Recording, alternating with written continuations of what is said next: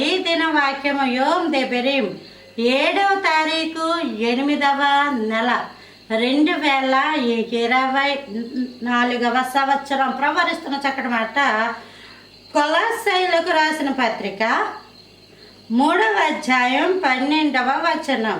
కాగా దేవుని చేత రచబడిన వారును పరిశుద్ధులను ప్రియులునైన వారికి తగినట్లు జాలి గల మనస్సు, దయాళుత్వం, వినయం, సాత్విక, దీర్ఘశాంతమును ధరించుకొనుడి.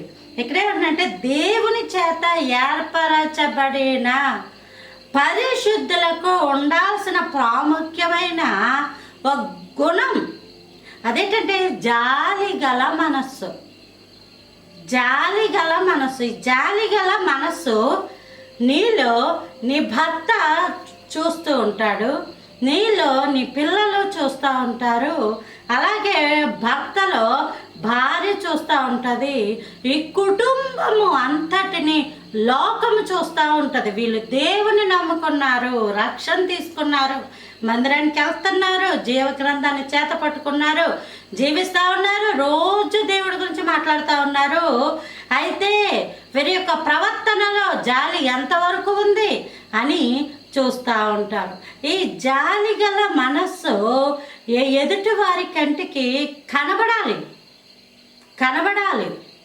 ఎవరన్నా అక్కర్లో ఉన్నప్పుడు మనకి దేవుడు సహాయం చేయమన్నది వారికి ఇచ్చి ఊరుకోవడమే. ఎవరన్నా ఇబ్బందిలో ఉన్నప్పుడు వారికి కావాల్సింది పరామర్శించి వారి గురించి ప్రార్థించడమే. లేదా ఎవరు ఉన్నారు ఇబ్బందిలో వారి ఇంటికి వెళ్ళి వాళ్ళకి దేవుని గురించి ప్రకటించడమే. ఈ జాలి గల మనస్సు అన్నది దేవుని యొక్క లక్షణం.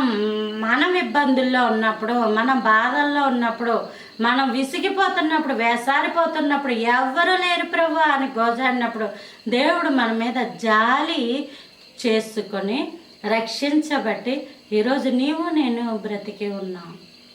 ఈ జాలిని హిబ్రూలో రహాం అని అంటారు, గ్రీకులో ఎలియోస్ అని అంటారు. Praise the lord.